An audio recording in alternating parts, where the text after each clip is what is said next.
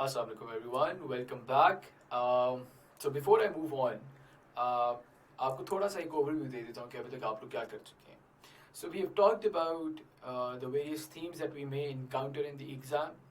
We have talked about the paper pattern, and then I've tried to establish a foundation, एक foundational knowledge establish करने की कोशिश की है आप लोगों के साथ इन्वायरमेंट के ऊपर. इन्वायरमेंट के कॉन्स्टिट्यूएंट्स, जो वेरियस जोन्स हैं, और हम लोगों ने उनको किस तरह से पढ़ना है, उसके बारे में भी थोड़ी सी मैंने रोशनी डालने की ज़रूर कोशिश की है पीछे. अब हम बात करेंगे इन्वायरमेंटल साइंस की और इसके इंटरडिसिप्लिनरी नेचर की, कि इसको एक आप कह सकते हैं अमालगमेशन क्यों कहते हैं मुख्तलिफ सब्जेक्ट्स की. ठीक है ना. इसको कहते हैं एक मिक्सचर है of a lot of subjects, of an array of subjects. Why is it so, ऐसा क्यों है? तो इसके ऊपर चलते हैं डायरेक्टली. सबसे पहले इन्वायरमेंटल साइंस क्या है. इन्वायरमेंटल साइंस पीछे जो हम लोग पढ़ चुके हैं उसी की कंटिन्यूएशन में आप लोगों को समझाते हुए, it is the field of science that studies the interaction of the physical, chemical and biological components of the environment, and also the relationships of these components with the organisms in the environment. ठीक है. organisms हम सारे जो living area लोग हैं उनका आपस में interaction, और इन essentially जो biological component है उसका physical component के साथ interaction, और overall जो हमारा social environment का हिस्सा बन जाता है, उस तमाम की जो study है that is in other words environmental science. इसके गोल्स क्या है environmental science के? तो इसका जो पहला गोल है environmental science का, जो सबसे पहला और सबसे essential गोल है, वो ये है कि हम as human beings we need to learn how the natural world works. Overall water cycle क्या है, जिसके ऊपर मैंने नज़रसानी कर चुका हूँ. इसके अलावा कार्बन साइकिल क्या है, जिसके बारे में हम आगे पढ़ेंगे. ठीक है. ओवरऑल दुनिया का निज़ाम चलता किस तरह है, पहले तो हमने ये समझना है, क्योंकि जब तक हमें ये नहीं समझ आएगी तब तक हम इस दुनिया में जो रिसोर्सेज हैं उनको सही मायने में और सही से इस्तेमाल करने से कासिर रहेंगे. ठीक है. क्या मतलब सही मायने में? कि रिसोर्सेज की वैल्यू क्या है उसके अकॉर्डिंगली हम अदरवाइज एक्ट नहीं कर सकेंगे. ठीक है. और सही तरीके से का क्या मतलब है कि एक सस्टेनेबल मैनर में एक ऐसा निज़ाम हम तैयार करें कि जिससे जो दुनिया का निज़ाम है ना उसमें कोई रद्द बदल हो, और ना ही हमारी डेवलपमेंट या हमारे इर्तिका के अमल में कोई कमी पेशी हो. ठीक है. तो उसके लिए ज़रूरी हो जाता है कि पहला हमारा जो गोल है क्या है कि we learn how the natural world works. So this is the first goal. Second goal की तरफ अगर आए तो जब हमें ये समझ आ जाए तो हम ये समझें how we as humans interact with the environment, कि हम जब हमें समझ आ जाएगा कि दुनिया किस तरह से चलती है, दुनिया का निज़ाम क्या है, उसके बाद जो अगला गोल बनता है वो ये बनता है एनवायरमेंटल साइंस का कि वी अंडरस्टैंड कि हमारी जो सोशलाइजेशन है with the resources of the world, with the physical environment, उसकी क्या नौयत है, और उसकी एक तो ये कि नौयत क्या है, और उसके साथ जो हम रिसोर्सेज हमें मिल रहे हैं उनकी यूटिलाइजेशन हम किस तरह से कर रहे हैं. आया कि वो परफेक्ट यूटिलिटी मॉडल के ऊपर बैठता है या नहीं बैठता, और उसके अंदर क्या कमी पेशी लाने की ज़रूरत है. This is also one of the goals of environmental science. इसका तीसरा गोल क्या बन जाता है इस तरह से? इसका तीसरा गोल बन जाता है to determine how we affect the environment. ठीक है. अब जब हम रिसोर्सेज को यूटिलाइज कर रहे हैं तो अब जानना ये ज़रूरी है कि हमारा उस रिसोर्स यूटिलाइजेशन के ऊपर फिजिकल एनवायरनमेंट के साथ और जो बाकी लिविंग ऑर्गेनिजम्स हैं उनके साथ सोशलाइजेशन के साथ हमारा एज ह्यूमंस क्या इम्पैक्ट है, क्या रेप्लिकेशंस हैं. ठीक है जी. तो उसके अंदर क्या है, एक तो हम लोग जब ये रेप्लिकेशंस ढूंढेंगे तो उसके बाद आ जाता है कि रेमेडीज क्या होंगी. ठीक है. रेप्लिकेशंस आपके सामने आ जाएंगे, रेप्लिकेशंस आपने समझ लिए, then we talk about remedies. ठीक. कि अगर फॉर इंस्टेंस मसला आया कि क्लाइमेट चेंज का मसला दरपेश है तो उसकी रेमेडी एनवायरनमेंट के निज़ाम में रहते हुए ही क्या है, और कौन से ऐसे अमाल हैं जिनको अपना कर हम क्लाइमेट चेंज जैसी थ्रेट को मिटिगेट कर सकते हैं, रोक सकते हैं. ये तीसरा गोल बन जाता है which comes under the ambit of adaptation, कि हम किस तरह से जो रिसोर्स यूटिलाइजेशन है उसको मद्देनजर रखते हैं और एनवायरनमेंट की सस्टेनेंस को मद्देनजर रखते हैं अडेप्ट कर सकते हैं. So this is the third goal of environmental science, of finding ways to adapt.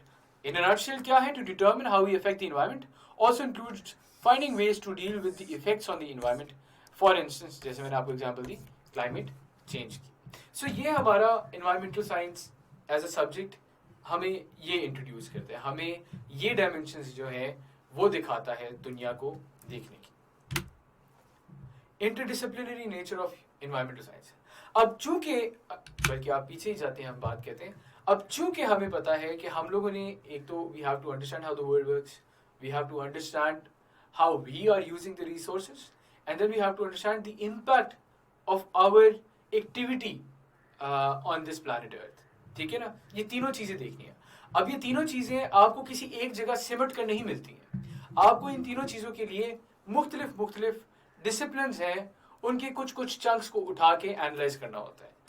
This is why environmental science is an interdisciplinary nature, एक इंटरडिसिप्लिनरी नेचर का सब्जेक्ट है. ठीक है जी. By combining aspects of the natural sciences, social sciences and the humanities, this field can cover more concepts and examine problems and topics from many different points of view. ठीक है. चूंकि हमें हमारे सामने हमारे गोल्स मौजूद हैं, इसीलिए उन गोल्स तक पहुंचने के लिए जो जरिया इस्तेमाल करेंगे, the means towards that end, the means are from the natural sciences, social sciences and humanities as I already mentioned. अच्छा जी. विद इन नेचुरल साइंसेज अगर बात की जाए, बायोलॉजी, केमिस्ट्री एंड जियोलॉजी, अगर इसकी स्पेसिफिकली बात करें, मिसाल के तौर पर एसिड रेन जो कि एक एनवायरमेंटल फिनोमेनन है, उसको स्टडी करने के लिए we should know the environmental chemistry behind. ठीक है. We should know the environmental biology so that we can understand the impact of acid rain on the biological constituent of the environment, जिसके अंदर हम भी आते हैं, बाकी ऑर्गेनिजम्स भी आते हैं. ठीक है. इसी तरह आपकी एग्रोकेमिस्ट्री की भी मिसाल बन जाती है. सो हम क्या करें इसमें, we are using natural sciences as a means towards understanding an environmental phenomenon. चूंकि we are using natural sciences as a means towards understanding an environmental phenomenon, that is why ladies and gentlemen, natural sciences become an inherent part of environmental sciences. ठीक है. इसी तरह social sciences की अगर बात की जाए, जिसके अंदर geography, economics and political science, example, ये तमाम चीजें आती हैं. तो चूंकि इन्वायरमेंटल मसला हो या कोई भी दुनिया का मसला हो, वो पॉलिटिकल विल और इकोनॉमिक विल के बगैर नहीं हल हो सकता. इसीलिए आप लोगों ने खुद भी, आप लोगों को पता होगा, आगे मैं भी पढ़ाऊंगा, कि जो इतने ज्यादा अकॉर्ड्स हुए हैं, ट्रीटीज हुई हैं एनवायरनमेंट के ऊपर, वो क्यों जो है अमल में आई, वो इसीलिए आई क्योंकि एनवायरनमेंट के मसले को हल करना है.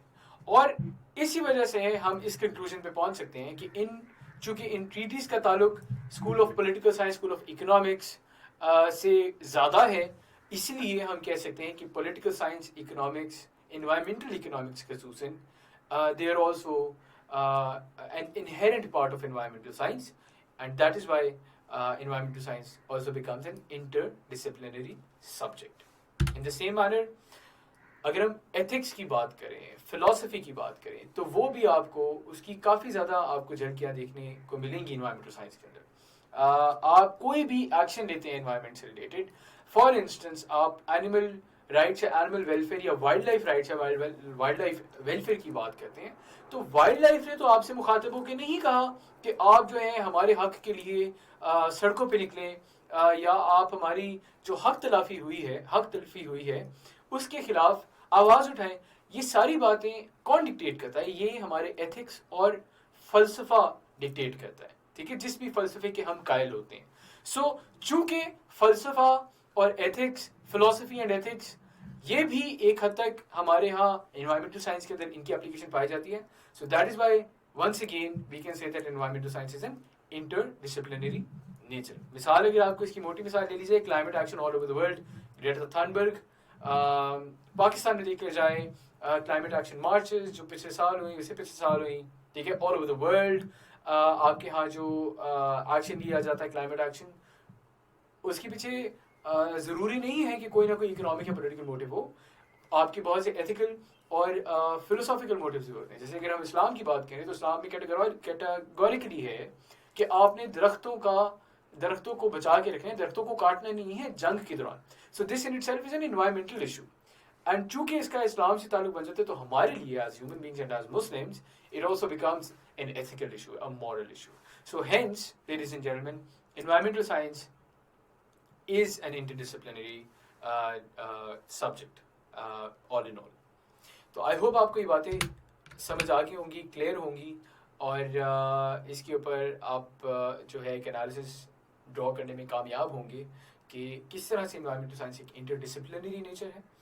اب چونکہ یہ بات ہم اسٹیبلش کر چکے ہیں, اس لیے اگلی ویڈیو کے اندر میں کچھ امپورٹنٹ انٹر ڈسپلنری ایریاز کے اوپر روشنی ڈالوں گا, جن کا پیپر کے اندر بھی ایک دو کے اوپر سوال آیا ہوا ہے, اور اس کے علاوہ دو اور ایسی ہوں گی جو کہ میرے مطابق کافی امپورٹنٹ ہے, تو ان کے اوپر سوال چونکہ آ سکتا ہے, اس لیے ہم ان کو بھی ڈسکس کریں گے.